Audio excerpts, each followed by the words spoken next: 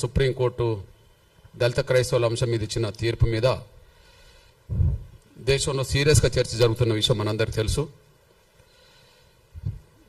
దాని మీద ఎంఆర్పిఎస్ అభిప్రాయాన్ని నిర్దిష్టంగా చెప్పడం కోసం కొంత టైం తీసుకొని కొన్ని విషయాలు అధ్యయనం చేసినాకనే సమాజం ముందుకు రావాలి. ఏది న్యాయమైతే ఆ న్యాయం వైపు నిలబడాలి, ఏది ధర్మం అయితే ఆ ధర్మం వైపే నిలబడాలి. దాన్ని అడ్డుకునే శక్తులు ఏ రూపంగా ఉన్నా, ఎవరో ఏ పేరుతో ఉన్నా వాటికి తలొగ్గకుండానే ముందుకు సాగాలని ఒక స్థిరమైన నిర్ణయం తీసుకున్నాకనే ప్రెస్ మీట్ పెడుతున్నాం. దీనికి అత్యంత ప్రాధాన్యత ఇస్తారని చెప్పి నేను ఆశిస్తున్నా. మీ సహకారం కోరుతున్నా. నేను ప్లీజ్ కొంత టైం తీసుకున్నా తర్వాత మీరు బిట్స్గా కూడా దాన్ని ఉపయోగించుకోవడానికి మీకు అవకాశం ఉన్నది. కాబట్టి ప్రతి మాటకు దాన్ని కొంత విశ్లేషణ చేస్తున్నప్పుడు కొన్ని ఆధారాలు మీ ముందు పెడతాను. వాటిని మీకు అవసరమైన దాన్ని మీరు ఎట్లాగో సమాజం ముందుకు తీసుకెళ్ళడానికి అవకాశం ఉన్నది. దయచేసి అర్థం చేసుకుంటారని ఆశిస్తున్నా. సహకరించండి. దేశంలో ఉన్నబడే దళితులు క్రైస్తవ మతం పుచ్చుకుంటే వాళ్ళ ఎస్సీ హోదా రద్దే అని సుప్రీంకోర్టు ఇచ్చిన తీర్పును, ఆ తీర్పుపై మేము తీవ్రంగా ఖండిస్తున్నాం. ఎంఆర్పిఎస్ పరంగా అందుకు బలమైన నిరసన కూడా మేము తెలియజేస్తాం. క్రైస్తవ మతంలోకి దళితులు మారితే వాళ్ళ ఎస్సీ హోదా రద్దు అనే తీర్పును మేము ఖండిస్తున్నాం. దానిపై బలమైన నిరసన కూడా వ్యక్తం చేస్తాం. ఈ సుప్రీంకోర్టు ఇలాంటి తీర్పు ఇవ్వడం వెనుక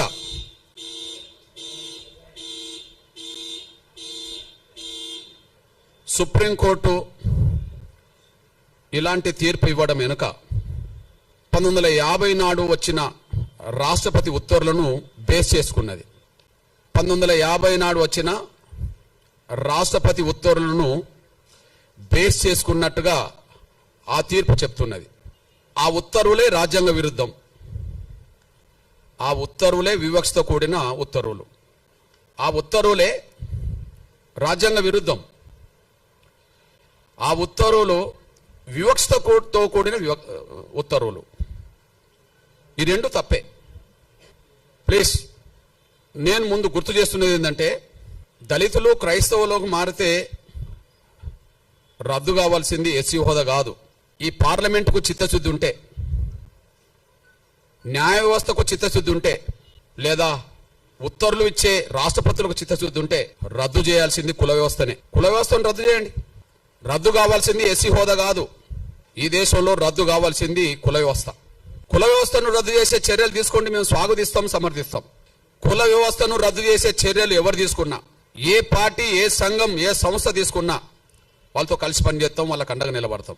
అందువల్ల దళితులు క్రైస్తవులకు మారితే సుప్రీంకోర్టు ఎస్సీ హోదా రద్దు చేయడానికి తీర్పిచ్చిందేమో కానీ మేము కోరుతున్నది కుల వ్యవస్థనే రద్దు చేయమని మేము కోరుతున్నాం. ఆ కుల వ్యవస్థను రద్దు చేయడానికి ఎవరు ముందుకొచ్చినా వాళ్ళతో కలిసి పనిచేస్తాం, వాళ్ళకి అండగా నిలబడతాం. ఎందుకు ఆ మాట మాట్లాడుతున్నామంటే, ఈ దేశ కుల వ్యవస్థలో అత్యంత బాధితులం దళితులమే. ఈ దేశ కుల వ్యవస్థలో అత్యంత బాధితులం దళితులమే. పశువుల కంటే హీనంగా చూడబడ్డది ఈ దేశంలో కుల వ్యవస్థలో దళితులే. ఈ దేశంలో ఉండబడే ఇతర వర్గాల పౌరులకు ఉండబడే హక్కులు, స్వేచ్ఛ లేనిది దళితులకే. కాబట్టి కుల వ్యవస్థ బాధితులం కాబట్టి, కుల వ్యవస్థలో ఎక్కువ బాధితులం కాబట్టి, కుల వ్యవస్థలో బ్రాహ్మణయేతర వర్గాలన్నీ బాధితులే. ఈ దేశ కుల వ్యవస్థలో బ్రాహ్మణయేతర వర్గాలన్నీ బాధితులే. అయితే ఒక్కొక్క వర్గం మీద, ఒక్కొక్క కులం మీద కొంత మేరకు వివక్షత ఉంటుంది. ఏ రెండు కులాల మధ్యలో సాంఘిక సామరస్యత, సమానత్వం లేదు. కానీ అన్ని కులాల మీద ఆధిపత్యం, గౌరవం పొందుతున్నది బ్రాహ్మణ వ్యవస్థ. ఈ బ్రాహ్మణ వ్యవస్థలో అత్యంత పీడిత వర్గం ఎవరు? అత్యంత వివక్షత గురవుతున్నది ఎవరు? అత్యంత బాధితులు ఎవరు? పశువుల కంటే హీనంగా ఈ దేశంలో ఏ వ్యవస్థలో చూడబడ్డం దళితులు, కుల వ్యవస్థల వాళ్ళు. అంటే ఈ దేశ కుల వ్యవస్థలో అత్యంత బాధితులం దళితులం గనక ఆ దళిత బాధితుల వర్గం నుంచి మేము మాట్లాడుతున్నాం. కుల వ్యవస్థను రద్దు చేయండి. ఎస్సీ హోదా కాదు, కుల వ్యవస్థను రద్దు చేయమని మేము డిమాండ్ చేస్తున్నాం. కుల వ్యవస్థను ఏ పార్టీ సమర్థిస్తుందో బహిరంగపరచమనండి.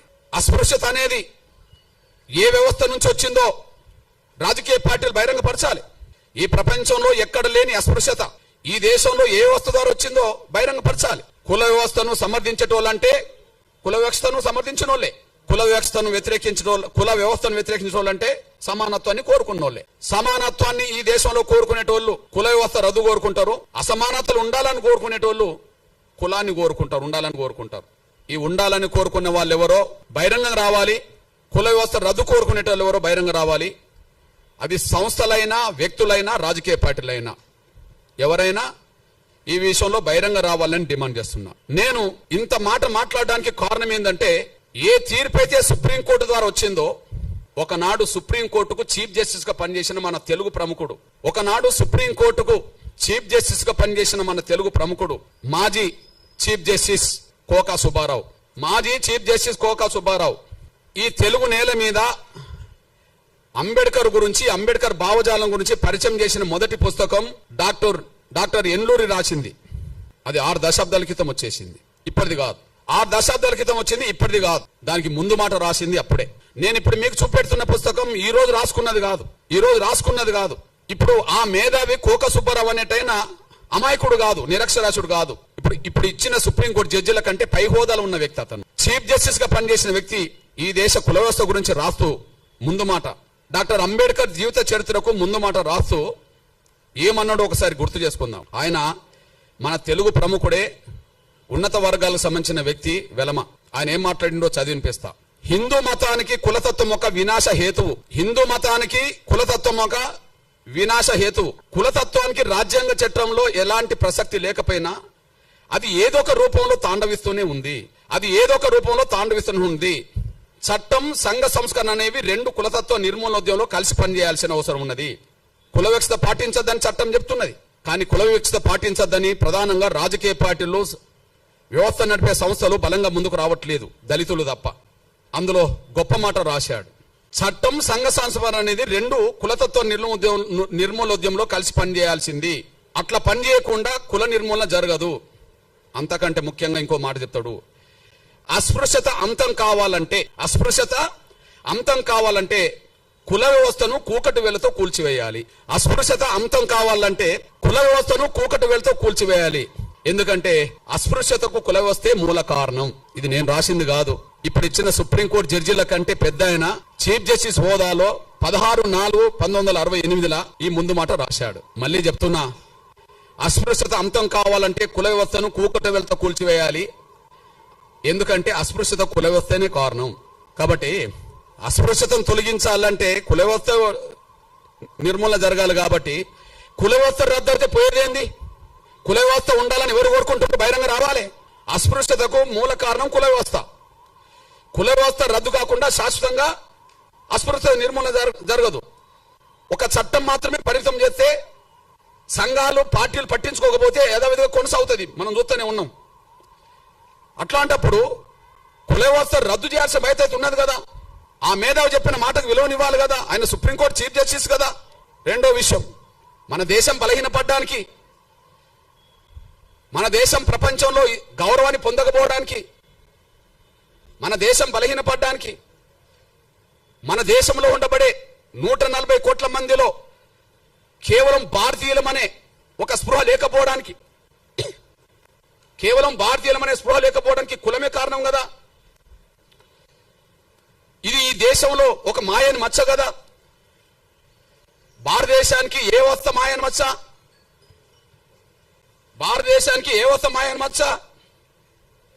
భారతదేశానికి కుల వ్యవస్థ ఒక మాయని మచ్చ. అందుకు సాక్ష్యం మీ దృష్టికి తీసుకొస్తున్నా. ఈ దేశం బలహీనపడ్డది కుల వ్యవస్థ వల్ల. ఒకనాడు అఖండ భారత్లో ఉన్నాం. ఒకనాడు మనం అఖండ భారత్ అని చెప్పుకునే వాళ్ళం. ఇప్పుడున్న భారతే అఖండ భారత్ కాదు కదా. పోనీ పాకిస్తాన్ విభజన కంటే ముందు ఉన్న భారత్ కూడా ఇప్పుడు లేదు కదా. పాకిస్తాన్ కంటే ముందు, పాకిస్తాన్ భారతదేశంలో బాగా ఉన్నప్పుడు కూడా అంతకుముందు అఖండ భారత్ అన్నాం కదా. అఖండ భారత్ లేదు కదా. మన నుంచి భారతదేశం అనే ఈ దేశం నుంచి పాకిస్తాన్ విడిపోయింది కదా. విడిపోవడానికి ఆ విశ్వాసం సంబంధించిన వాళ్ళు ఎక్కువ మంది కావడమే కదా. మరి ఆ విశ్వాసంలోకి ఎక్కువ మంది పోవడానికి కారణం ఏంది? బౌద్ధ మతంలోకి ఇతరులు పోవడానికి కారణం ఏంది? క్రైస్తవ మతంలోకి ఇతరులు పోవడానికి కారణం ఏంది? కారణాలు పరిశీలించాలి కదా. హిందూ ధర్మం, సనాతన ధర్మం పురాతనమైంది కదా. మన భారతదేశానికి హిందూ ధర్మం, సనాతన ధర్మం పురాతనమైంది కదా. పురాతనమైన ధర్మం మన భారతదేశ ఎల్లలు దాటి ఇతర దేశాల ప్రజలు ఎందుకు ప్రభావితం చేయలేకుండా పోయింది? ఏ లోపం ఉన్నది? ఏ లోపం ఉన్నది? పురాతనమైంది కదా. సనాతన ధర్మం తర్వాతనే, లేదా హిందూ విశ్వాసం తర్వాతనే క్రైస్తవం వచ్చింది కదా. క్రైస్తవం వచ్చింది కదా, ఇస్లాం వచ్చింది కదా. క్రైస్తవం ఎక్కడనో మొదలై ఇవాళ ప్రపంచంలో ప్రతి దేశంలో ప్రభావితం చేస్తుంది కదా. ఇస్లాం ఎక్కడనో మొదలై ప్రపంచ దేశాల్లో దాదాపు 60%, 70% దేశాల మీద ప్రభావితం చేస్తున్నది కదా. అసలు మన దేశంను దాటి బయట ఎందుకు పోలేకపోయాం? సనాతన ధర్మం తర్వాతనే మిగతా ధర్మాలు వచ్చినాయి కదా ఈ ప్రపంచంలో. ఆ రెండు విశ్వాసాలకు సంబంధించిన వాళ్ళు ఎందుకు విస్తరించగలిగినరు? మనం ఎందుకు కుచించకపోయినాం? మన ధర్మంలో ఉండే లోపం ఏంటిది? సనాతన ధర్మంలో ఏదైనా లోపం ఉన్నది అనుకుంటే కుల వ్యవస్థను సమర్థిస్తూనే ఉంటది. హిందూ ధర్మంలో ఏదైనా లోపం ఉన్నదంటే కుల వ్యవస్థను సమర్థిస్తున్నట్టుగానే ఉంటది. కుల వ్యవస్థను సమర్థిస్తే అందులో లోపం ఉన్నట్టే. అది హిందూ ధర్మం అయినా సనాతన ధర్మం అయినా. కుల వ్యవస్థ సమర్థించకపోతే హిందూ ధర్మమే గొప్పది కావచ్చు, సనాతన ధర్మమే గొప్పది కావచ్చు. కానీ పురాతనమైన సనాతనమైన మన ధర్మం ప్రపంచాన్ని ప్రభావితం చేయలేకుండా పోయింది. కానీ ఇస్లాం ధర్మం మాత్రం ప్రపంచాన్ని ప్రభావితం చేస్తున్నది. ఈ దేశంలో మసీదులు లేని ఊరు కనిపిస్తుందా? ఈ దేశంలో చర్చిలు లేని ఊరు కనిపిస్తుందా? ఇస్లాం ఎక్కడ పుట్టింది? ఇవాళ ప్రపంచంలో ఏ స్థాయిలో నిలబడ్డది? క్రైస్తవం ఎక్కడ పుట్టింది? ఈ ప్రపంచంలో ఏ స్థాయిలో నిలబడ్డది? ఈ రెండింటికంటే ముందు హిందూ ధర్మం సనాతన ధర్మం అయినప్పుడు ప్రపంచాన్ని ఎందుకు ప్రభావితం చేయలేకుండా పోయినాం? మన లోపం ఏంటి? అఖండ భారత్ లేదు, స్వాతంత్రం కంటే ముందున్న భారత్ కూడా లేదు. అఖండ భారత్ లేదు, స్వాతంత్రం కంటే ముందున్న భారత్ కూడా లేదు. మన లోపాన్ని సరి చేసుకోకపోతే, మన లోపానికి కారణమైన కుల వ్యవస్థను రద్దు చేసుకోకపోతే ఇంకొక 100 ఏళ్లకు ఈ ఉన్న భారత్ ఉంటుందని గ్యారంటీ లేదు. వాస్తవం, సత్యం మాట్లాడడానికి భయపడాల్సిన అవసరం లేదు. ఎందుకు అఖండ భారత్ లేకుండా పోయిందో స్పష్టం చేయండి. ఎందుకు ఉన్న భారత్ కూడా భారత్ లేకుండా పోయిందో, స్వాతంత్రం కంటే ముందున్న భారత్ స్వాతంత్రం తర్వాత ఎందుకు లేకుండా పోయిందో స్పష్టం చేయండి. ఈ దేశంలో ఏ విశ్వాసాలు పెరిగినాయో స్పష్టం చేయండి. ఆ విశ్వాసాలు పెరగడానికి, విశ్వాసాలు గల ప్రజలు పెరగడానికి, ఆ సంఖ్య పెరగడానికి ఏం కారణమో చేయండి. ఎక్కడనో పుట్టిన ఇస్లాం ప్రపంచాన్ని ప్రభావితం చేస్తూ దేశంలో ఉన్నది కదా. ఆ ధర్మంలో లోపం ఉంటే ప్రపంచాన్ని ఎందుకు ప్రభావితం చేస్తుంది? క్రైస్తవ ధర్మంలో లోపం ఉంటే ప్రపంచాన్ని ఎందుకు ప్రభావితం చేస్తున్నది? మన ధర్మంలో సత్యం ఉంటే ఎందుకు బయటికి వెళ్ళలేకుండా పోయినాం? మన లోపానికి కారణం ఏంది?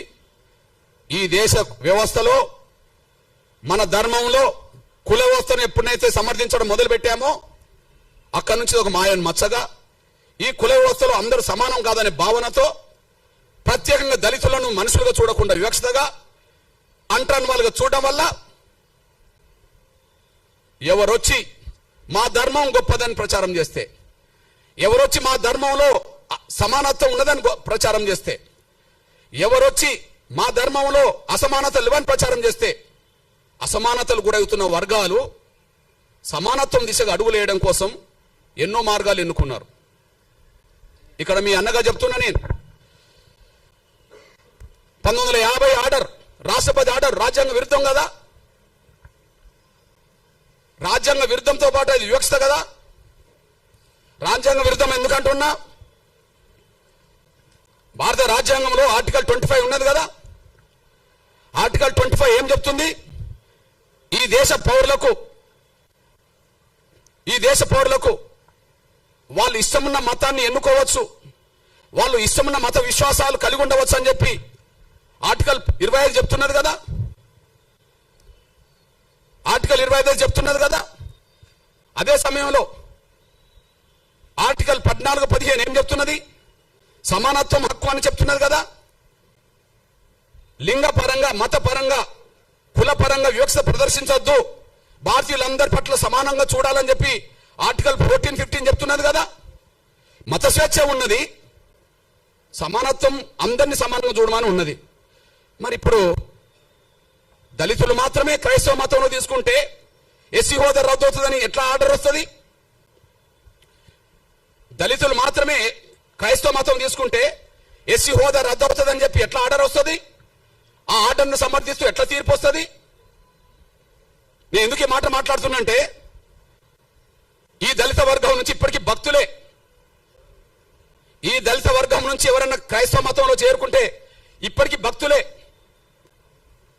కానీ క్రైస్తవ మతాన్ని ప్రచారం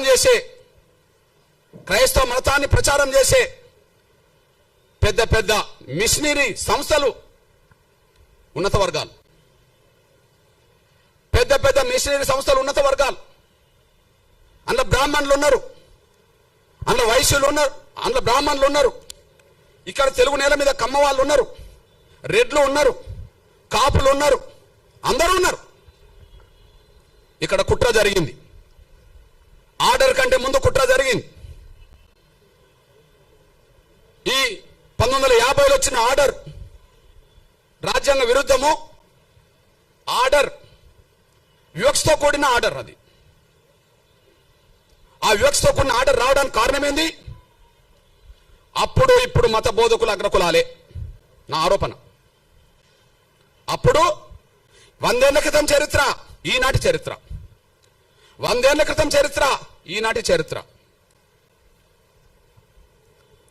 దళితులను మతం మార్చుకుంటే వాళ్ళ ఎస్సీ హోదా ఇయ్యాలన్నా వద్దా అని చర్చ జరిగినప్పుడు, వాళ్ళ ఎస్సీ హోదా ఇయ్యాలన్నా వద్దా అని చర్చ జరిగినప్పుడు, ఈ దేశంలో మేము అందరం సమానమే, ఈ దేశంలో మేము అందరం సమానమే, మాకు ఎలాంటి ఎస్సీ హోదా వద్దు, మాకు రిజర్వేషన్లు వద్దు అని చెప్పి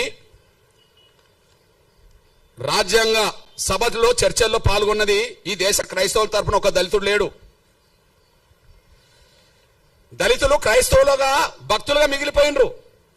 కానీ క్రైస్తవ ప్రచారం చేసింది, క్రైస్తవ మతం సమానత్వంతో కూడుకున్నదని ప్రచారం చేసింది ఎవరన్నా ఉంటే, దేశంలో పేరు గల్ల వాళ్ళు ఎవరన్నా ఉంటే అప్పుడు ఇప్పుడు అగ్రకులాలే. వాళ్ళు మారవచ్చునా? వాళ్ళు మారమని చెప్పవచ్చునా? వాళ్లకు ఈ ఆర్టికల్ ఏదైతే ఈ రాష్ట్రపతి ఇచ్చిన 1950 ఆర్డర్ అయితే వాళ్ళకు వర్తించదా? కుట్ర జరిగింది. రాజ్యాంగం రాయడానికంటే ముందు రాజ్యాంగ సభ చర్చల్లో మైనార్టీల హోదా, అణగారిన వర్గాలకు సంబంధించిన వాళ్ళ మతపరమైన హోదా ఎట్లా ఉండాలని చర్చ జరిగినప్పుడు ఆ చర్చల్లో ఈ దేశ క్రైస్తవ ప్రతినిధులుగా 4 పాల్గొన్నారు. ఈ దేశ క్రైస్తవ ప్రతినిధులుగా 4 పాల్గొన్నారు. ఈ 4లో ఈ కమిటీకి చైర్మనే మీ దృష్టికి తీసుకొస్తున్నా. అల్పసంఖ్యాక వర్గాల సబ్ కమిటీ, అడ్వైజరీ కమిటీ. అంటే రాజ్యాంగంలో అల్పసంఖ్యాక వర్గాలకు, దళితులకు, పేద వర్గాలకు ఎలాంటి ఉండాలని చెప్పినప్పుడు అంటే అంబేద్కర్ కూడా ఉంటాడు. కానీ దీనికి చైర్మన్ ఎవరు? హెచ్సి ముఖర్జీ, పశ్చిమ బెంగాల్. ఆయన ఎవరు? బ్రాహ్మణ్. ఎవరి తరఫున పాల్గొన్నాడు? ఈ దేశ భారతీయ క్రైస్తవుల తరఫున పాల్గొన్నాడు. ఈ దేశ భారతీయ క్రైస్తవుల తరఫున పాల్గొన్నాడు. ఎవరు ఆయన? బ్రాహ్మణ్. ఓకే. ఇంకొక ఆయన ఫాదర్ జెరోమ్ డిసోజా, ఈయన పాల్గొన్నాడు. ఈయన అగ్రకుల వ్యక్తే. ఇంకొక ఆయన రాజకుమారి అమృత్ కౌర్, ఈమె రాజకుటుంబంలో పుట్టింది. అట్లనే పీకే సాల్వే, ఈయన కూడా అగ్రకులస్తుడే. వీళ్ళు 4 ఈ దేశ క్రైస్తవులకు ఏం రావాలి అనే కాడ మాట్లాడినరు. మాకు రిజర్వేషన్లు వద్దన్నారు. అంటే ఈ దేశ దళిత క్రైస్తవులకు అన్యాయం జరుగుతున్నది, వాళ్ళకు న్యాయం జరగాలని మాట్లాడుతున్నప్పుడు మాలో సమానత్వం ఉన్నది, మాకు ఎలాంటి విభేదాలు లేవు, మాకు రిజర్వేషన్లు వద్దు, మాకు ఎస్సీ హోదా వద్దని చెప్పి అగ్రకులస్తులు చెప్పారు కదా. అంటే మీరు ఇప్పుడు చెప్పండి, అంటే హిందూ దళితుల తరపున అంబేద్కర్ పాల్గొన్నాడు, ఎదుగుతూనే పాల్గొన్నాడుగా. హిందూ దళితుల తరపున ఇందులో ఇదే కమిటీలో జగ్జీవన్ కూడా పాల్గొన్నాడు. హిందూ దళితుల తరపునేగా, హిందూ దళితుల తరపునే కదా. ఈ కమిటీలో ఉంటాడు అంబేద్కర్ ఉంటాడు, జగ్జీవన్ రామ్ ఉంటాడు. అంబేద్కర్ ఉంటాడు, జగ్జీవన్ రామ్ ఉంటాడు. కానీ హిందూ దళితుల తరపున వాళ్ళు మాట్లాడతారు. క్రైస్తవ తరపున మాట్లాడలేదా అంబేద్కర్ అంటే మాట్లాడిన చరిత్ర నేను చెప్తా. కానీ ప్రత్యేకంగా క్రైస్తవ తరపున మాట్లాడాల్సిన నిర్ణయం ఎవరు తీసుకోవాల్సి వచ్చింది? ఈ దేశంలో క్రైస్తవ తరపున ఎదిగిన వాళ్ళే. మరి అప్పుడు దళితుల నుంచి క్రైస్తవులు ఎదిగిన వాళ్ళు ఎవరు లేరు కదా, ఆస్థాకి ఎదిగిన వాళ్ళు లేరు కదా, భక్తులుగా మిగిలిపోయిండు కానీ ఒక శక్తులుగా ఎదగలేదు కదా. ఈ నలుగురు కూడా గాంధీ శిష్యులే. పేరు క్రైస్తవ మతం ఉన్నది వాళ్ళ కులాలు అగ్రకులాలు, కానీ వాళ్ళు గాంధీ శిష్యులు. గాంధీ చేసిన మోసం వల్ల హిందూ దళితులు మోసపోయినరు, దళిత క్రైస్తవులు మోసపోయినరు. ఏం మోసం? హిందూ దళితులు ఎక్కడ మోసపోయినరు?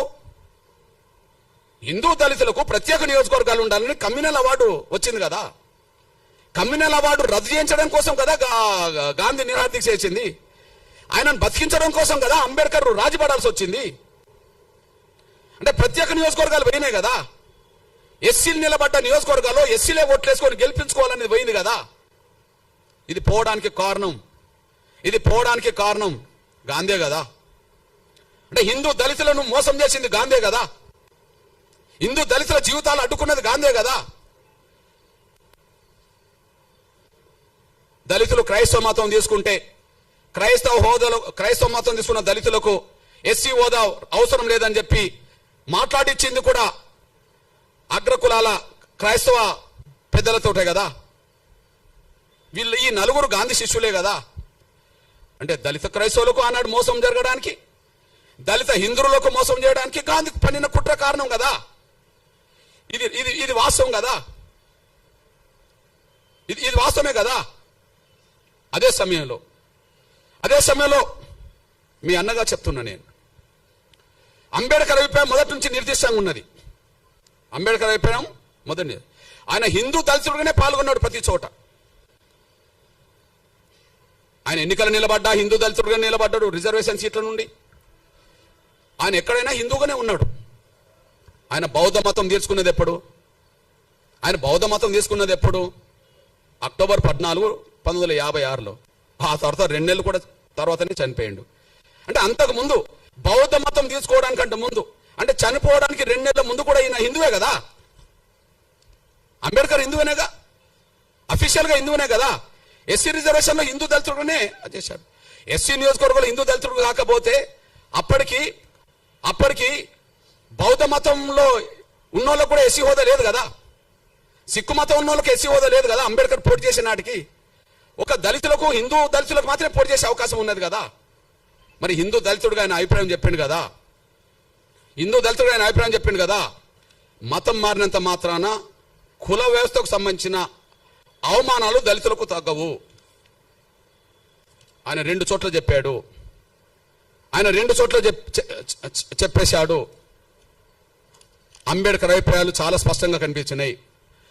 లోధియన్ కమిటీ పరిణామాలే కమ్యూనల్ అవార్డు వచ్చింది. ఆ లోధియన్ కమిటీ ముందు ఈయన వాదన చేశాడు.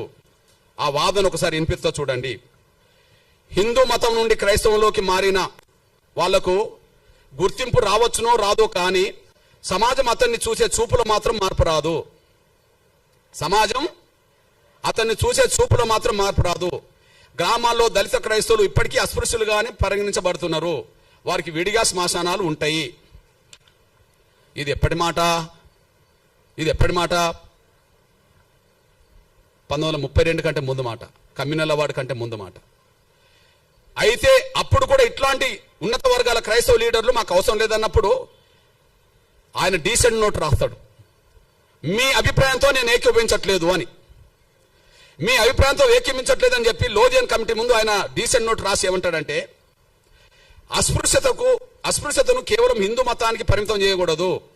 అస్పృశ్యత వల్లే కలిగే సామాజిక వైకల్యం, సోషల్ డిజాబిలిటీ ఏ మతంలో ఉన్న వారికైనా వర్తిస్తుంది. కేవలం క్రైస్తవులనే ముద్ర వేసి వాళ్ళని అణగారిన వర్గాల జాబితా నుండి తొలగించడం అన్యాయము. వాళ్ళను అణగారిన వర్గాల జాబితా నుండి తొలగించడం అనేది అన్యాయము. ఇది ఎప్పుడు రాశాడు? ఆర్డర్ రాకముందే రాశాడు. 1950 ఆర్డర్,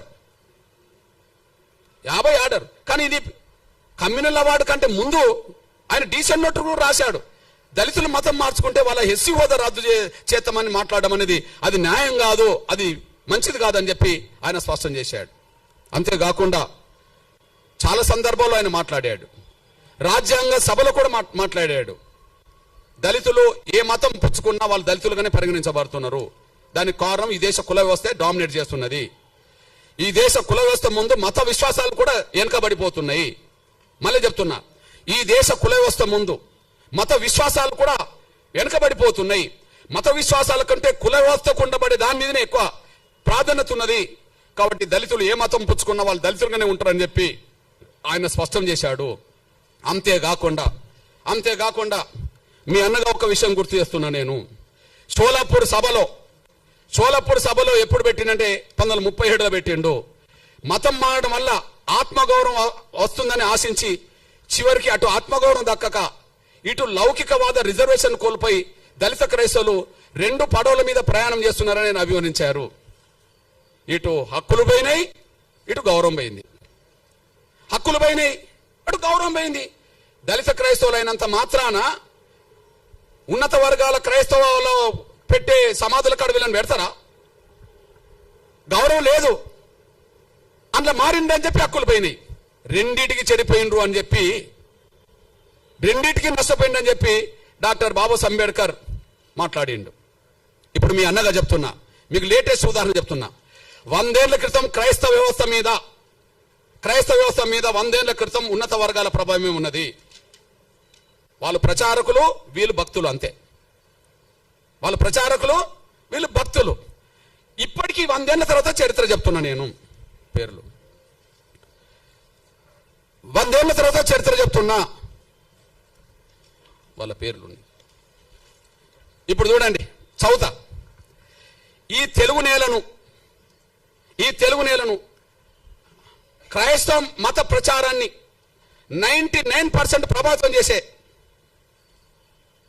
పెద్ద ఫాదర్ల పేరు, పాస్టర్ల పేరు, బ్రదర్స్ పేరు మీకు చదివి వినిపిస్తా.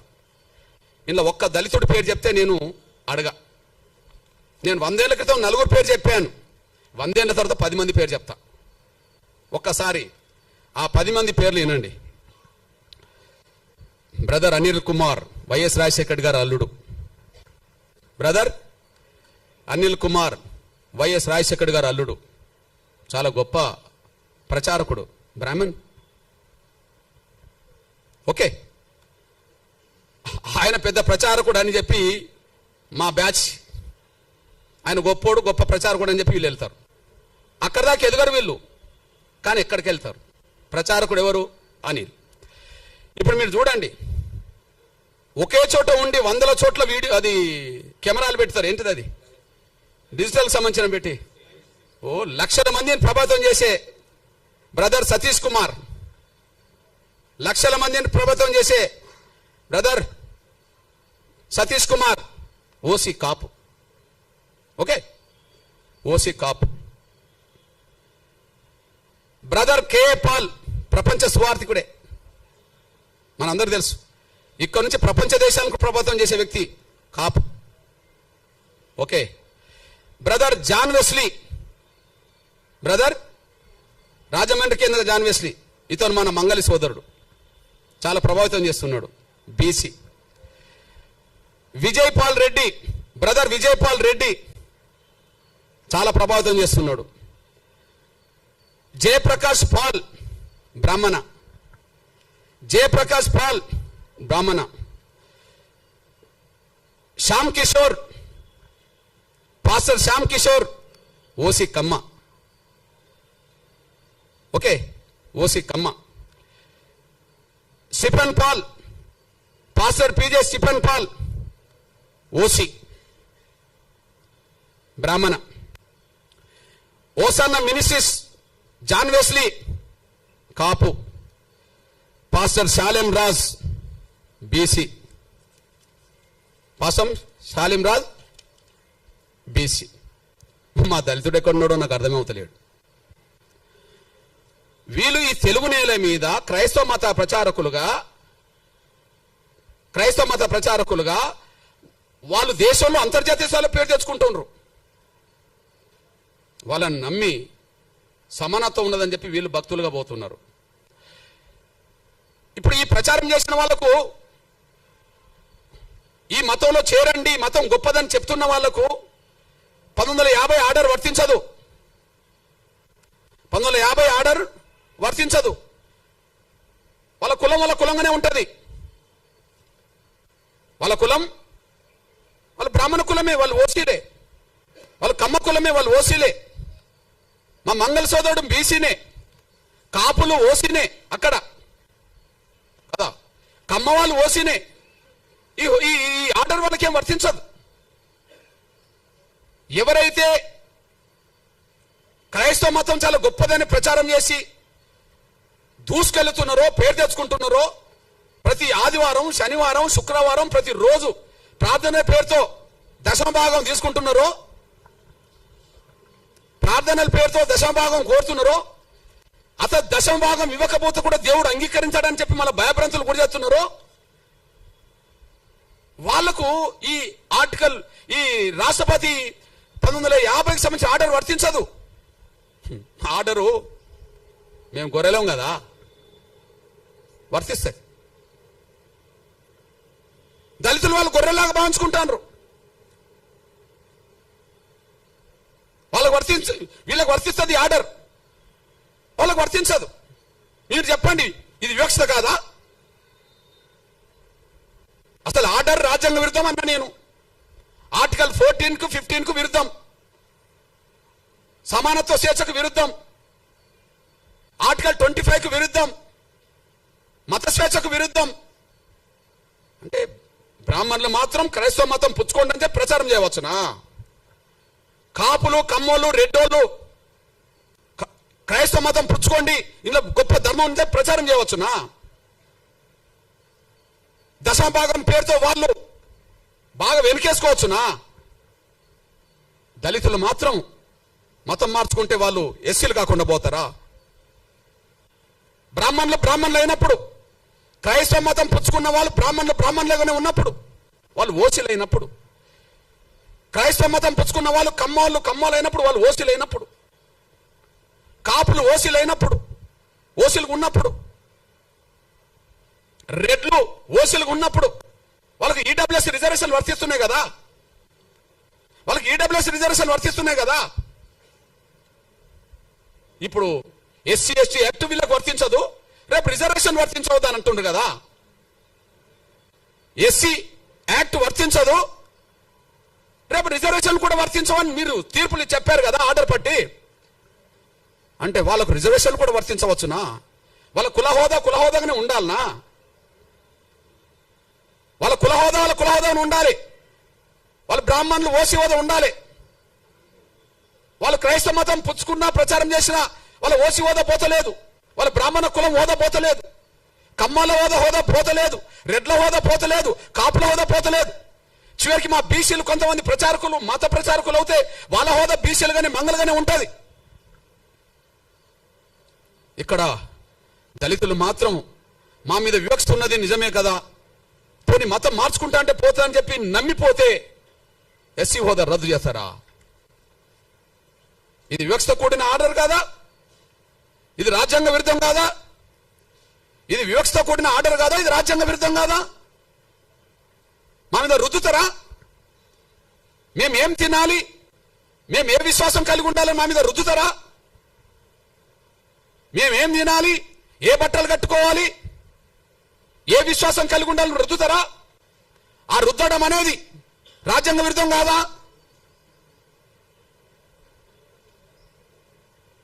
మత స్వేచ్ఛ లేదని, ఎవరు కూడా హిందూ ధర్మంలోనే ఉండాలని కుల వ్యవస్థ రద్దు చేసి ఆర్టికల్ 25 తొలగించండి, మాకు అభ్యంతరం లేదు. మత స్వేచ్ఛ వద్దు, అందరూ హిందువులుగానే ఉందాం, అందరూ సనాతన ధర్మం విశ్వసిద్దాం, అందరూ హిందువులుగానే ఉందాం, సనాతన ధర్మాన్ని విశ్వసిద్దాం. కుల వ్యవస్థ ఉండదు, కులాన్ని రద్దు చేస్తున్నామని చెప్పానండి. దాని ద్వారా మెజార్టీ ప్రజలు ఆర్టికల్ 25 ఉన్నా లేకపోయినా దాన్ని పట్టించుకోరు. మనకి ఇక్కడ అందరికీ స్వేచ్ఛ ఉంటే, అందరికీ గౌరవం ఉంటే, ఈ మత విశ్వాసాల్లో, హిందూ ధర్మంలో లేదా సనాతన ధర్మంలో ఏదో ఒక లోపం లేకపోతే, కుల వ్యవస్థను సమర్థించే వ్యవస్థ లేకపోతే ఇన్ని ఎందుకు వస్తాయి? మనం విస్తరించలేకుండా పోయినాం, కానీ వాళ్ళు విస్తరించుకుంటూ ఇక్కడికి వచ్చేశారు. ఆ విస్తరించేటప్పుడు అది కరెక్ట్ మంచిది అని చెప్పి ప్రచారం చేసింది అగ్రకులాల క్రైస్తవ ప్రచారకులే. వివక్ష గురైన వాడు పోతే మాత్రం వాని హక్కు రద్దు చేస్తారు.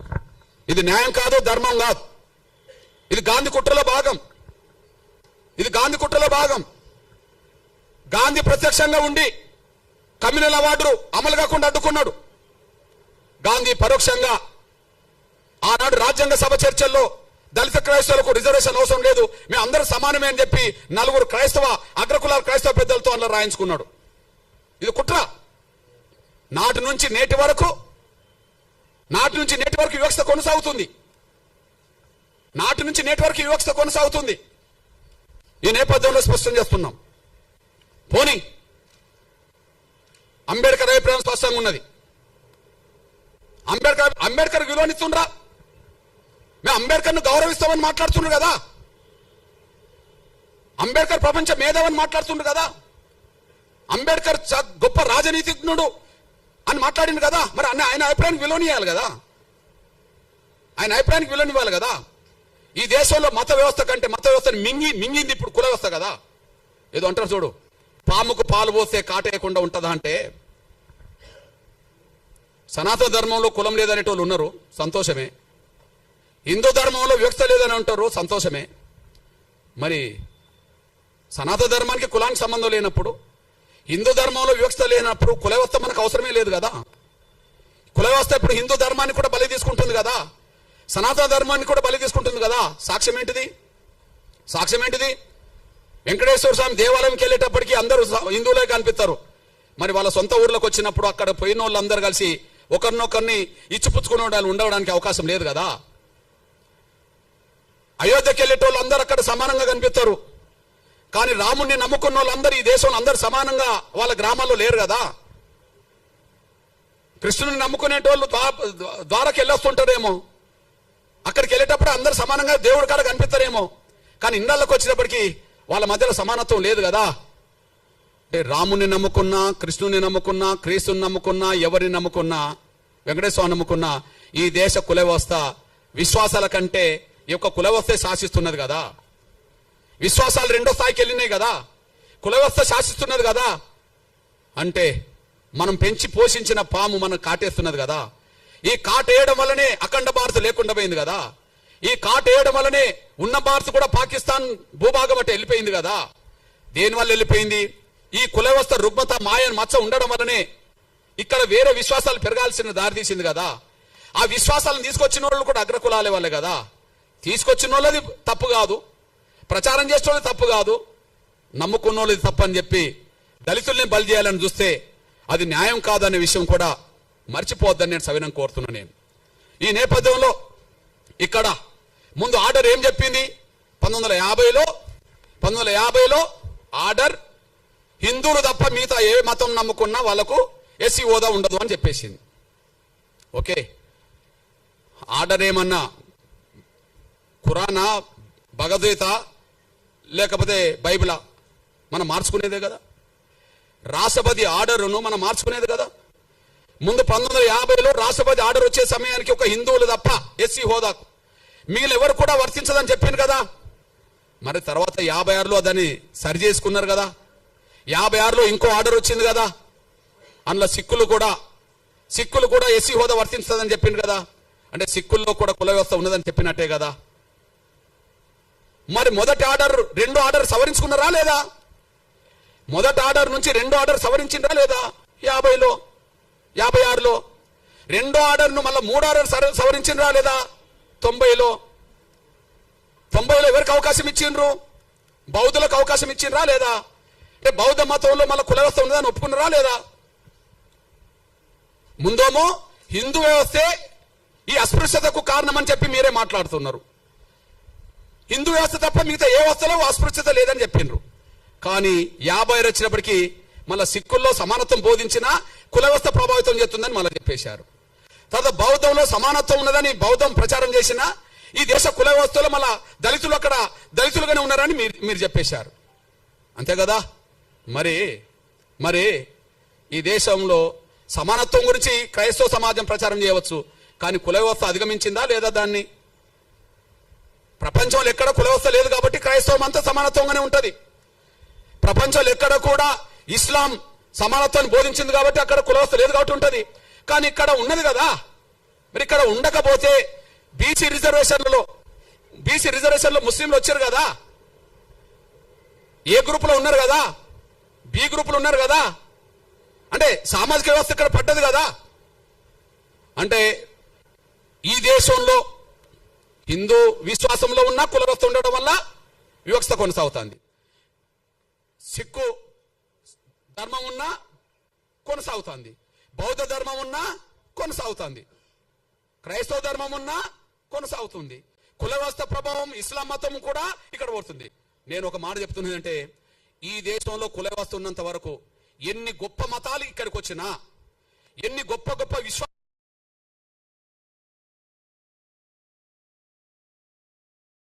గొప్ప మతాలే కదా, చాలా గొప్ప మతాలని మనమే అంటున్నాం కదా. ఆ మతాలు ఇక్కడికి వచ్చినప్పుడు ఏ దానికి లోన్ అవుతున్నాయి? క్రైస్తవ మతం గొప్పదే, సమానత్వం ప్రదర్శించింది. మరి గద్దరు కూడా పాట రాసింది కదా, మాల క్రైస్తు, మాది క్రైస్తు, రెడ్డి క్రైస్తు, కమ్మ క్రైస్తు, బ్రాహ్మ క్రైస్తు అని చెప్పి ఒక పాట రాసింది కదా. క్రీస్తుని నమ్ముకునే వాళ్ళు ఒక్కరైతే మాల క్రైస్తు, మాల చర్చీలు, మాదిగ చర్చీలు ఎందుకు వచ్చినాయి? కమ్మోల చర్చీలు, రెడ్డోల చర్చీలు ఎందుకు వచ్చినాయి? ఈ దేశానికి ఏ మతం వచ్చినా కుల వ్యవస్థ ఉన్నంత వరకు కుల వ్యవస్థ ప్రభావానికి లోన్ అవ్వాల్సిందే. సిద్ధాంతం సమానత్వం అయితే అది బయటనే, ఇక్కడికి వచ్చినప్పటికీ ఆ సిద్ధాంతం 100% పనిచేస్తలేదు. కుల వ్యవస్థనే ప్రభావితం చేస్తుంది, కుల వ్యవస్థ శాసిస్తుంది, కుల వ్యవస్థ అసమానతలు సృష్టిస్తుంది. కుల వ్యవస్థను రద్దు చేయనంత కాలం సమానత్వం ఇక్కడ ఉండదు. కాబట్టి సమానత్వం వైపు అడుగులు వేయాలంటే కుల వ్యవస్థ రద్దు కావాల్సిందే తప్ప ఎస్సీ హోదా రద్దు చేయడం వల్ల పరిష్కారం లేదనే విషయం మీ దృష్టికి తీసుకొస్తున్నాను. నేను 1950 ఆర్డర్ రాజ్యాంగ విరుద్ధం. 1950 ఆర్డర్ కేవలం దళితుల మీద పెట్టిన ఆంక్షలు. దళితులు మాత్రమే మారద్దు, మీతో ఎవరు మారినా మాకు అభ్యంతరం లేదు. దళితులు మాత్రమే మారద్దు, ఇంకెవరు మారినా మాకు అభ్యంతరం లేదు. బ్రాహ్మణులు మారవచ్చు, మారేటట్టు చేయవచ్చు. రెడ్లు మారవచ్చు, మారేటట్టు చేయవచ్చు. కమ్మోళ్ళు మారవచ్చు, మారేటట్టు చేయవచ్చు. బీసీలు ఇతరులు మారవచ్చు, మారేటట్టు చేయవచ్చు. కానీ దళితులు మాత్రం మారద్దు. మీరు మా కాళ్ళ కాడు ఉండాలి. మేము అంట్రాన్నోళ్ళని పిలిచినా కూడా మీరు పడి ఉండాలి. మిమ్మల్ని అవమానించినా మీరు పడి ఉండాలి. మిమ్మల్ని చిన్న చూపు చూసినా పడి ఉండాలి. కుల వ్యవస్థలో వివక్ష ఉన్నది కాబట్టి, కుల వ్యవస్థలో అంట్రాంతరం ఉన్నది కాబట్టి మేము పాటించినా మీరు పడి ఉండాలి. మీకు మనుషుల హోదా సమానమైన గౌరవం కాదు, పశువులతో సమానంగా, పశువుల కంటే హీనంగా చూసినా మీరు పడి ఉండాలి. కానీ మారద్దు. కుల వ్యవస్థలో అస్పృశ్యత ఉంటుంది, మీరు అంగీకరించి రిజర్వేషన్ పొందండి. మీరు మారితే రద్దు చేస్తాం. ఇది కండిషన్ కాదా? ఇది నిర్బంధమైన హింస కదా? మీరు బలవంతంగా ఉండండి. మీరు మారదలుచుకుంటే రిజర్వేషన్ వదులుకొని వెళ్ళండి. ఏ వివక్ష లేని వాళ్ళు మారినా మంచిదే. కుల వ్యవస్థలో వివక్ష గురవుతున్నదా బ్రాహ్మణ సమాజం? అందరికంటే ఎక్కువ గౌరవమైన హోదా పొందింది కదా. ఈ తెలుగు నేల మీద బ్రాహ్మణ సమాజం తర్వాత కమ్మ, రెడ్లు, కాపులు ఉంటారు కదా అగ్రకులాల లిస్టులో. వాళ్ళు కూడా ఎస్సీ, బీసీల కంటే పై హోదాలో ఉన్నారు కదా. అంటే పై హోదాలో ఈ దేశంలోనే అత్యున్నత వ్యవస్థలో, కుల వ్యవస్థలో గౌరవం పొందుతున్న బ్రాహ్మణులు మారిన మాకు అభ్యంతరం లేదు. వాళ్ళకు 1950 ఆర్డర్ వర్తించదు. ఈ తెలుగు నేల మీద కమ్మోళ్ళు, రెడ్డోళ్ళు, కాపులు ఎవరు మారిన మాకు అభ్యంతరం లేదు. వాళ్ళకి ఆర్డర్ వర్తించదు. కానీ అందరికంటే కుల వివక్షత గురవుతున్న వాళ్ళు ఎవరైనా ఉంటే, దళితులైతే వాళ్ళు మారితే మాత్రం అంగీకరించాం. బలవంతంగా వాళ్ళ పాదాల కాడ, వాళ్ళ కాళ్ళ కాడ కట్టిపడేసుకోవాలా? ఇదా రాజ్యాంగ స్పిరిట్? ఇదా ఆర్టికల్ 14, 15 చెప్పింది? ఇదా ఆర్టికల్ 25 చెప్పింది? మత స్వేచ్ఛ అందరికి ఉంటుంది, వీళ్ళకు ఉండదా? సమానత్వం అని మాట్లాడుతున్న వాళ్ళు మమ్మల్ని అనగదొక్కడానికి నిర్ణయాలు తీసుకుంటారా? ఇదేం పద్ధతి? నాటి నుంచి నేటి వరకు అదే కొనసాగుతుంది. ఇకపోతే నేను ఒక విజ్ఞప్తి చేస్తున్నా. నేను హిందూ మందిరాల్లో ముందు హిందూ దేవాలయాల్లో కేవలం బ్రాహ్మణులనే పూజారులుగా చేసే వ్యవస్థ రద్దు కావాలి.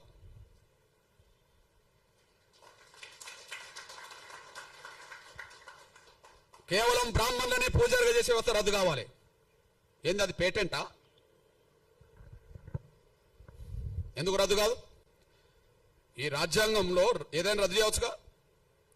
ఈ రాజ్యాంగం ఈ దేశంలో కుల వ్యవస్థ వద్దనుకుంటే రాజ్యాంగం రద్దు చేస్తుంది కదా. పార్లమెంట్లో బిల్లు పాస్ అవుతే రద్దు అవుతుంది కదా. దానికి అనుగుణంగా రాష్ట్రపతులు ఆర్డర్లు తీయవచ్చు కదా. ఎందుకు రద్దు కాదు? ఎందుకు రద్దు కాదు? నేను అంటున్నా, ఈ దేశ హిందూ దేవాలయాల్లో భక్తులు అన్ని వర్గాల వాళ్ళు ఉన్నప్పుడు పూజారులు మాత్రం బ్రాహ్మణులు మాత్రం ఎందుకు ఉండాలి? వెంకటేశ్వర స్వామిని నమ్ముకున్న వాళ్ళు హిందూ సమాజంలో అన్ని వర్గాల వాళ్ళు ఉన్నారు. రాముణ్ణి నమ్ముకున్న వాళ్ళు హిందూ సమాజంలో అన్ని వర్గాల వాళ్ళు ఉన్నారు. ఓకే, కృష్ణుడిని నమ్ముకున్న వాళ్ళు, ఇతరులు నమ్ముకున్న వాళ్ళు అన్ని వర్గాల్లో ఉన్నారు కదా. దేవుడి దగ్గర గర్భగుడి దగ్గర పూజా వృత్తి చేసే కాడ బ్రాహ్మణులు ఎందుకు ఉండాలి? వాళ్ళు ఏమైనా దైవదూతలా? దేవుడు బ్రాహ్మణులను మాత్రమే ఉండాలని ఇక్కడ నన్ను చెప్పిండా? వెంకటేశ్వర స్వామి చెప్పిండా? రాముడు ఏమన్నా చెప్పిండా? కృష్ణుడు ఏమన్నా చెప్పిండా? ఇంకెవరైనా చెప్పిండ్రా? హిందూ దేవాలయంలో బ్రాహ్మణులు మాత్రమే పూజారులు ఉండే వ్యవస్థ రద్దు కావాలా నా డిమాండ్. అక్కడి నుంచి కుల నిర్మూలకు దారితీస్తుంది, అక్కడి నుంచి సమానత్వానికి దారితీస్తుంది. హిందూ వ్యవస్థలో సమానత్వం రావడానికి పునాదులు పడతాయి. నేను ఒక విషయం చెప్తున్నా. నేను అయోధ్యలో రాముడి గుడి కాడ మా ఎస్సీ ఎస్టీ బీసీలకు ఉండబడే హక్కు ఇంకెవరికి లేదు. అది శ్రీకృష్ణ మందిరమైన అయోధ్య మందిరమైన రామాలయాలు ఎక్కడుంటాయో అక్కడ ఎస్సీ ఎస్టీ బీసీలకు ఉండబడే అంత రైట్ ఇంకెవరికి లేదు. ఓకే, నేను సాక్ష్యం చెప్తున్నా. మనం రామరాజ్యం గురించి మాట్లాడతాం. రాముడు పరిపాలించినాకనే రామరాజ్యం కదా, పరిపాలించక ముందు కాదు కదా. రాముడు ఒక రాజుగా మనం నమ్ముకున్న వాళ్ళకు విశ్వాసం దేవుడు. ఆయన భౌతికంగా వ్యక్తిగా జీవించాడు కాబట్టి ఒక రాజు, క్షత్రియ కులం, క్షత్రియ వంశం. రాముడు ఏ వంశం? క్షత్రియ వంశం, అంతే కదా. రాముడు ఏ వంశం? క్షత్రియ వంశం. ఓకే, నేనంటున్నా జై శ్రీరామ్ అని అందరం అంటాం అనుకో. రాముడి గొప్ప లక్షణాలు ఆయన పరిపాలనతోనే తెలిసినాయి కదా ఎక్కువ. రామరాజ్యం అని ఎందుకు అంటున్నాం? రాముడికి తమ్ముడు ఉన్నాడు, భరతుడు. రాముడి కంటే ముందు పరిపాలించండు కదా. రాముడు అయోధ్యకు వచ్చినప్పుడు తండ్రి మాటకు, సవతి తల్లి మాటకు, పినతల్లి మాటకు కట్టుబడి ఉండి రాముడు అడవికి వచ్చాడు కదా. సీతను, శ్రీమతి గారిని పట్టుకొని, తమ్ముడిని పట్టుకొని. అప్పుడు ఎవరు పరిపాలించిండ్రు? ఎవరు పరిపాలించరు కదా. మరి ఆయన పరిపాలించడు, రాముడు పరిపాలించడు. కానీ మనం ఏమంటున్నాం? మన హిందూ సమాజంలో రాముడి భక్తులు, ఓకే రాముడు దేవుడు గొప్ప రాజు అనుకుంటే ఏమంటున్నారు? రామరాజ్యం తీసుకొస్తాం అంటున్నారు. రామరాజ్యం గొప్పదే కదా. ఆ రామరాజ్యం గొప్పదని ఎట్లా తెలిసింది? రాముడు పరిపాలిస్తేనే తెలిసింది కదా. మరి రాముడు అయోధ్య నుండి వస్తే, అడవి నుండి వచ్చినాకనే పరిపాలించండు కదా. అడవికి వెళ్ళక ముందు రాజు కాదు కదా. అడవికి వెళ్ళక ముందు రాజు కాదు కదా. అడవికి వెళ్ళి వచ్చినాకనే రాజు కదా. మరి అడవికి వెళ్ళి అడవి నుంచి మళ్ళీ ఉట్టికినే వచ్చాడా? యుద్ధం చేయలేదా? యుద్ధం జరిగిందా లేదా? రామారావణ యుద్ధం జరిగిందా లేదా? ఆ యుద్ధంలో గెలిస్తే కదా రాముడు రాజు అయింది. మళ్ళా ఆ యుద్ధంలో గెలిస్తే కదా అయోధ్యకి వెళ్ళింది. గెలిచినాక కదా అయోధ్యకి వెళ్ళింది. అయోధ్యకి వెళ్ళినాక కదా మళ్ళీ రాజుగా పట్టాభిషేకం చేసింది. గెలవకపోతే ఓకే గెలిచిండు. గెలవడానికి యుద్ధం జరిగింది కదా. ఆ యుద్ధం ఎక్కడ జరిగింది? అడవిలో జరిగింది కదా. ప్రధానంగా శ్రీలంకకు దక్షిణాది మధ్యనే జరిగింది కదా. మరి ఆయన సైన్యం ఎవరా? రాముడు సైన్యం ఎవరు? రాముడు సైన్యం ఎవరు? వానరులే కదా. వానరులు అంటే ఎవరు? అడవి బిడ్డలు కదా. అడవి బిడ్డలు అంటే ఎవరు? ఆదివాసులు కదా. ఆదివాసులు అంటే ఎస్టీలు కదా. అడవిలోనే యుద్ధం జరిగింది కదా. రాముడి సైన్యం 99% ఎవరు? రాముడికి తోడొచ్చినా లక్ష్మణుడు ఉన్నాడు సోదరుడిగా. కానీ రాముడికి అండగా నిలబడ్డది ఎవరిగా? సుగ్రీవుడు కదా, అడవి గిరిజన రాజే కదా, ఆంజనేయుడు కదా, సైన్యానికి నాయకత్వం వహించిండు, యుద్ధం చేసిండు కదా. సైన్యానికి నాయకత్వం వహించింది ఎవరు? యుద్ధం చేసింది ఎవరు? ఆంజనేయుడు కదా యుద్ధం చేసింది. ఆంజనేయుడు ఎవరు మరి? ఆదివాసి కదా. సుగ్రీవుడు ఎవరు? ఆదివాసే కదా. రాముణ్ణి గెలిపియడానికి యుద్ధంలో ప్రధాన పాత్ర పోషించింది ఎవరు? వానర సైన్యం కదా. ఆ వానర సైన్యాన్ని గైడ్ చేసింది ఎవరు? జాంబవంతుడు కదా. ఆ వానర సైన్యాన్ని గైడ్ చేసింది ఎవరు? జాంబవంతుడు కదా. ఇది ఎక్కడి నుండి తీసుకున్నాం? ఇదంతా వాల్మీకి రామాయణమే కదా. ఇది ఎక్కడి నుండి తీసుకున్నాం? వాల్మీకి రామాయణం నుండి తీసుకున్నాం కదా. ఇప్పుడు మన సైన్యాన్ని, దేశ ప్రభుత్వాన్ని గైడ్ చేస్తున్నది ఎవరు చెప్పు? దేశంలో ఒక పెద్ద ఆయన అజిత్ దోవల్, అంతేనా? సైన్యాన్ని, ప్రభుత్వాన్ని గైడ్ చేసేది ఎవరు? అనుభవస్తుడు అజిత్ దోవల్. అజిత్ దోవల్ లాంటి పాత్ర రావణుడి యుద్ధ కాలంలో జాంబవంతుడు చేసిండని చరిత్ర ఉన్నది కదా. రావణ యుద్ధంలో ఆంజనేయుడికి తన శక్తి తెలియదని తెలుసు కదా. తన శక్తిని గుర్తు చేసింది ఎవరు? జాంబవంతుడు కదా. నువ్వు దాటగలవు, నువ్వు సముద్రాన్ని ఈదగలవు, దాటగలవు, నువ్వు వాయుపుత్రుడివి కదా, నువ్వు పోయి రాగలవు, సీత జాడ తెలుసుకోగలవు, అక్కడున్న వాస్తవాలు చెప్పగలవు, అక్కడి నుంచి మనం యుద్ధం చేయగలవు అని చెప్పింది ఎవరు? ఆంజనేయుడికి తన శక్తి స్వరూపుడని గైడ్ చేసింది ఎవరు? చైతన్యపరిచింది ఎవరు? ప్రోత్సహించింది ఎవరు? జాంబవంతుడు కదా. రామ లక్ష్మణులతో పాటు సైన్యం అంతా మూర్చపడ్డప్పుడు, వాళ్ళ దాడిలో, రావణకు సంబంధించిన వాళ్ళ యుద్ధం దాడిలో మూర్చపోయినప్పుడు వాళ్ళని లేపడానికి వాళ్ళ ఆంజనేయుని పంపి ఏం తెప్పించిండు? మీరే చెప్పాలి. సంజీవిని తెప్పించింది ఎవరు? జాంబవంతుడే కదా. యుద్ధాన్ని నడిపించింది జాంబవంతుడు. యుద్ధంలో త్యాగాలు చేసింది వానర సైన్యం. వానర సైన్యానికి సంబంధించిన వాళ్ళు గిరిజనులు. రాముడి అయోధ్య దేవాలయం నుంచి మొదలుకుంటే రామ మందిరాల్లో నా గిరిజనులు లేకుండా, దళితులు లేకుండా వీళ్ళేందా పూజారి వృత్తి చేసేది? వాళ్ళేమైనా యుద్ధంలో గెలిపించిన వాళ్ళ? యుద్ధంలో గెలిస్తే కదా రాజు అయింది. వాళ్ళేంది అంటున్నా నేను. రావాలి, చర్చకు రావాల్సిందే. పోనీ రాముడి గుణాలని, రాముడి పౌరుషాన్ని, రాముడి మానవత్వాన్ని, రాముడి సామాజిక స్పృహను గొప్పగా ప్రపంచానికి చాటిన వాళ్ళు ఎవరు? వాల్మీకే కదా. గొప్పగా ప్రపంచానికి చాటిన వాళ్ళు ఎవరు చెప్పండి? రామాయణం రాసిన వాళ్ళు ఎవరో చెప్పండి. వాల్మీకి రామాయణం లేకపోతే రాముడి చరిత్ర ఎవరికి తెలుసో చెప్పండి? వాల్మీకే కదా. వాల్మీకిని మన తెలంగాణలో పోయే కదా, బీసీనే కదా. అక్కడక్కడ ఎస్సీలో ఉన్నారు కదా. పోనీ బీసీ సమాజం అనుకుందాం. నేనంటున్నా, రాముడి గురించి ప్రపంచానికి గెలవక ముందే అందరు తెలిసేలాగా చేసింది వాల్మీకి అయితే, నా బీసీ ప్రజలకు సంబంధించిన వాళ్ళు ఎందుకు పూజారులు ఉండరు రామ మందిరాల్లో? రాముడు యుద్ధం చేసే సమయానికి సీత జాడ కనుక్కోనేలాగా ప్రోత్సహించింది, తెలుసుకున్నది, వీళ్ళని కాపాడి ప్రయత్నం చేసింది మన జాంబవంతుడు కదా, దళితుడు కదా, మాదిగల ఆరాధ్య పురుషుడు కదా. ఈ దళితులకు లేని పూజారి వాళ్ళకెట్లొచ్చింది? యుద్ధంలో గెలిపించింది మేము కదా, మా ఆదివాసులు కదా. రాముడు గురించి దేశానికి, ప్రపంచానికి తెలిపేటట్టు చేసింది మా వాల్మీకి కదా. వాల్మీకిని బ్రాహ్మణులను ఒప్పుకోమనండి, జాంబవంతుడు మావాడని ఒప్పుకోమనండి, ఆంజనేయుడు మావాడే అని ఒప్పుకోమనండి. వాళ్ళు ఒప్పుకోరు కదా. వాళ్ళు ఎవరు మరి? ఆంజనేయ వారసత్వం వానరులు అవుతారు గిరిజనులు, జాంబవంతుడు అయితే దళితుడు, మాదిగా. వాల్మీకి పోయా. మరి మాకు లేని స్వేచ్ఛ రామ మందిరాల్లో, మాకు లేని హక్కు రామ మందిరాల్లో, మేము పూజారులు కానప్పుడు యుద్ధం చేయడానికి మాత్రం మేము ఉపయోగపడాలా? సాబతుకులు ఉన్న వాళ్ళని కాపాడడానికి ఉపయోగపడాలా? యుద్ధంలో గెలిపించడానికి ఉపయోగపడాలా? చరిత్ర రాయడానికి ఉపయోగపడాలా? కానీ రామ మందిరాల్లో పూజలు చేయడానికి ఉపయోగపడమా మేము? మా దళితుల్లో, గిరిజనుల్లో, బలహీన వర్గాల్లో ఐఏఎస్ ఆఫీసర్లు అవుతాను కదా. ఈ దేశ రాష్ట్ర కేంద్ర ప్రభుత్వ సర్వీసులో ప్రధానంగా బ్యూరోక్రాట్స్ అంటే ఎవరంటారు? ఐఏఎస్ఏ కదా. మరి దళిత గిరిజన వర్గాలకు చదువుకుంటే ఐఏఎస్లు అవుతాను కదా, పూజారులు గారా అంటున్నా నేను.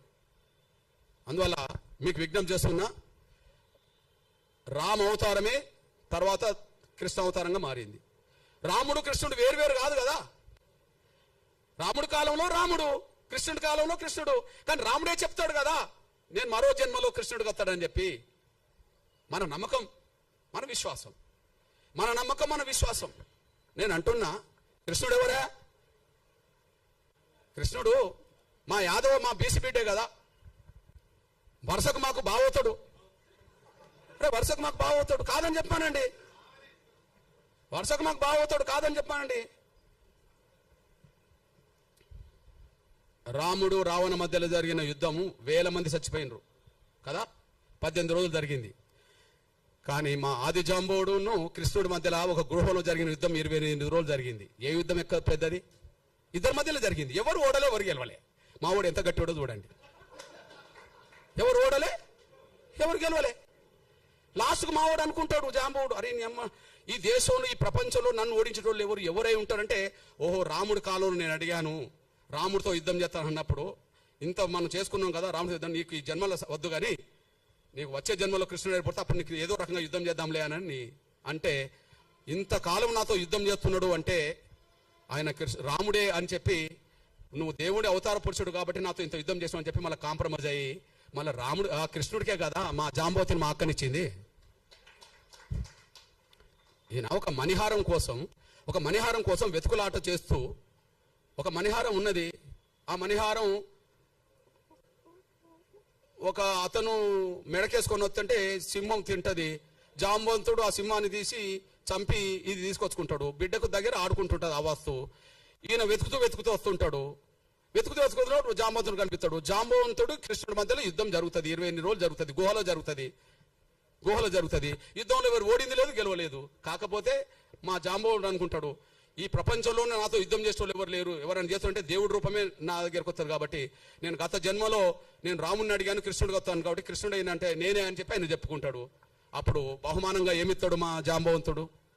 ఎవరినిస్తాడు? ఎవరినిచ్చి పెళ్లి చేస్తాడు? మా జాంబవంతుడిచ్చి పెళ్లి చేస్తాడు. ఇవన్నీ రామాయణం మహాభారతంలో ఉన్నది కదా.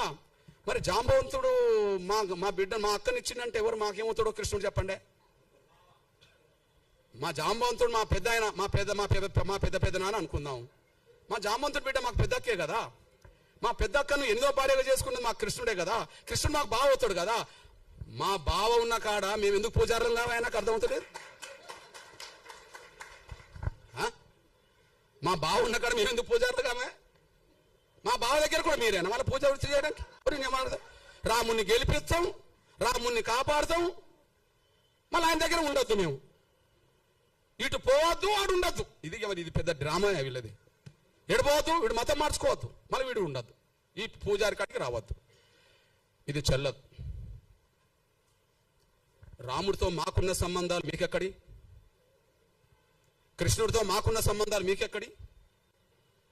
రాముడితో మాకున్న సంబంధాలు మీకెక్కడి?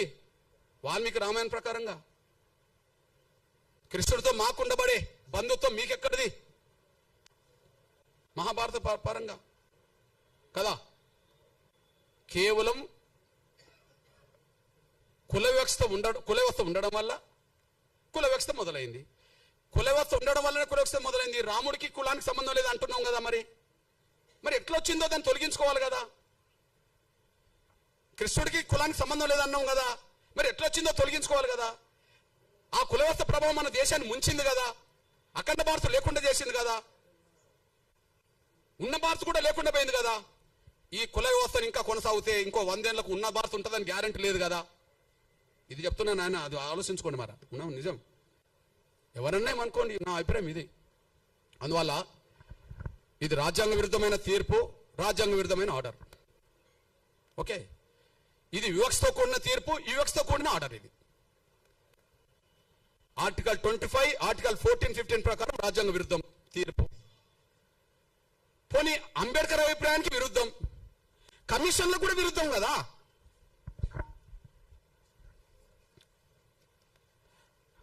రంగనాథ్ మిశ్రా కమిషన్ దళితులు క్రైస్తవ మతం తీసుకున్నప్పటికీ వాళ్ళ మీద కులవివక్షత పోలేదు, అంటరాంతనం పోలేదు. దళితులు కులవివక్షత దళితులు క్రైస్తవ మతం తీసుకున్నా రంగనాథ్ మిశ్రా కమిషన్ రిపోర్ట్ ఇచ్చింది కదా, కేంద్రం వేసిందే.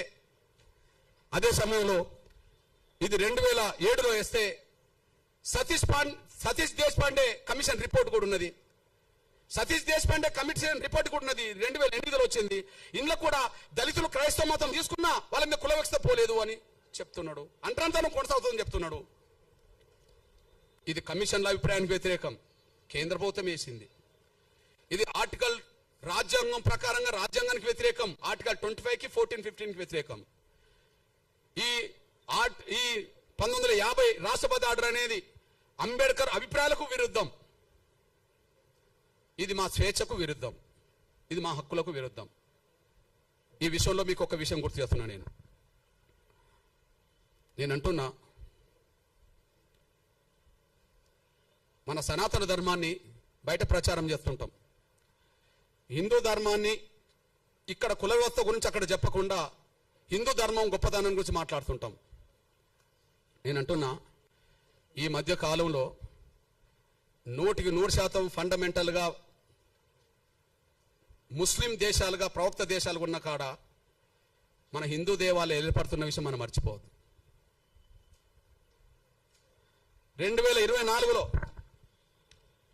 2024లో యునైటెడ్ అమిరేట్స్ అబుదాబిలో మన ప్రధానమంత్రి గారు 2024 ఫిబ్రవరి 14 అబుదాబిలో ప్రధానంగా హిందూ దేవాలయాన్ని ప్రారంభించొచ్చిన విషయం మనం మర్చిపోవద్దు. చూడండి, ఆ ఆలయము 27 ఎకరాల్లో నిర్మించబడ్డది. యుఏ ప్రభుత్వం భూమి ఇచ్చి మద్దతు ఇచ్చింది. ఇది హిందూ ముస్లిం దేశాల సాంస్కృతిక సంబంధాలకు చిహ్నంగా నిలబడ్డది. ఏ దేశంలో? గౌరవ ప్రధానమంత్రి నరేంద్ర మోడీ గారు ఎక్కడికి వెళ్ళాడు? మన ప్రధానమంత్రి గారు అక్కడ హిందూ దేవాలయాన్ని ప్రారంభించడానికి వెళ్ళాడు కదా, అక్కడ హిందూ దేవాలయం ప్రారంభించడానికి వెళ్ళాడు కదా. అక్కడ 27 ఎకరాల్లో మన హిందూ దేవాలయం నిర్మించుకున్నారు కదా. దానికి అక్కడ ఉండబడే ముస్లిం ప్రభుత్వమే భూమి 27 ఎకరాల భూమి ఇచ్చింది కదా. ఆ ప్రారంభోత్సవానికి అక్కడ ఉండబడే రాజు కూడా వచ్చాడు కదా. ఏ రాజు? ముస్లిం రాజే కదా. ఆడ ప్రారంభోత్సవానికి ముస్లిం రాజే వచ్చాడు కదా. ఇప్పుడు పాశ్చాత్య దేశాల్లో అమెరికా క్రైస్తవ దేశం అని మనం అంటున్నాం అనుకోండి, అక్కడ హిందూ దేవాలయాలు కట్టుకుంటే ఎవరు అడ్డం పడలేదు కదా. ఆడ ఫలాని మతం ఉంటేనే మీకు ఉద్యోగాలు ఇస్తామని చెప్పలేదు కదా. అమెరికా పౌరుగా ఎవరు సభ్యత్వం తీసుకున్నా ఆడ కులంతో మతంతో ఏదంతో సంబంధం లేకుండా, ఆడ కులమైనతో లేదు, ఏ మత విశ్వాసాలతో సంబంధం లేకుండా అన్ని రైట్స్ అమెరికా ఇస్తున్నది కదా. అమెరికా అన్ని రైట్స్. ఇప్పుడు మన తెలుగు ప్రజల్లో బాగా చదువుకున్న పిల్లలు, ఉన్నత వర్గాల పిల్లలు ఎక్కడికి పోవాలనుకుంటారు? అమెరికాకు పోవాలనుకుంటున్నారు. ఇక్కడ పోయేట వాళ్ళందరూ ఎవరు? మెజారిటీ హిందువులు. ఆడ ఉద్యోగాలు చేసే వాళ్ళు ఎవరు? ఇక్కడ నుండి పోయి హిందువులే. మీరు హిందువులు కాబట్టి మీకు ఉద్యోగాలు ఇవ్వము అని చెప్పి గ్రీన్ కార్డు ఉంటే మీకు ఇస్తాము అనేది ఎవరైనా వాళ్ళ భారత పౌరు, ఈ దేశం భారత పౌరులకు ఇస్తుంది, ఇంకోరికి ఇవ్వదు కదా. ఆడ అమెరికా, ఇండియా నుంచి అమెరికా పౌరులుగా మారినా కూడా వాళ్ళకి ఇస్తుంది కదా. నీ కులం నీ మతం ఇతర అడగదు కదా. అంటే మనం మత విశ్వాసాల పేరుతో కుచించుకోబోతున్నాం. ఆ కుచించుకునే మనస్తత్వాన్ని తగ్గించుకోవాలా. విశాలమైన హృదయం రావాలి, విశాలమైన మనస్తత్వం రావాలి. ప్రపంచ మానవులు ఎవరు ఏ విశ్వాసాన్ని కలిగి ఉన్నా అందరూ సమానమే అనే భావనతో ఉండాలి. ఒకరు ఎక్కువ తక్కువ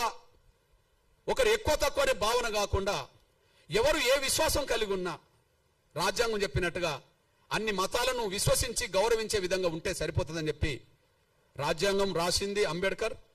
దానికి అనుగుణంగానే పరిపాలన జరగాలి కానీ ఒక దళితుల మీదనే వివక్షత ఆంక్షలు ఉండొద్దని, మీరు పెట్టదలుచుకుంటే అందరి మీద పెట్టే స్థాయి వస్తే ఒకసారి పెట్టి చూడండి అని, ఒక దళితుల మీదనే ఆంక్షలు వద్దని, మీరు పెట్టదలుచుకుంటే అందరి మీద పెట్టే స్థాయికి మీరు రావాలని, అందరి మీద పెట్టడం కూడా ధర్మం కాదని, ఎవరి విశ్వాసాలైనా కలిగి ఉండడానికి అవకాశం రాజ్యాంగం ఇచ్చిందని చెప్పి మేము భావిస్తూ, మేము దళిత క్రైస్తవులకు విజ్ఞప్తి చేస్తున్నా నేను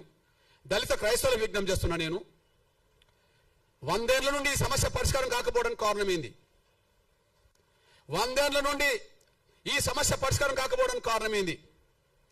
1950లో హిందువులు తప్ప మిగతా వాళ్ళందరూ ఎస్సీలు కాకుండా పోయారు. కానీ పంజాబ్లో అక్కడ దళిత సిక్కులు యుద్ధం చేశారు.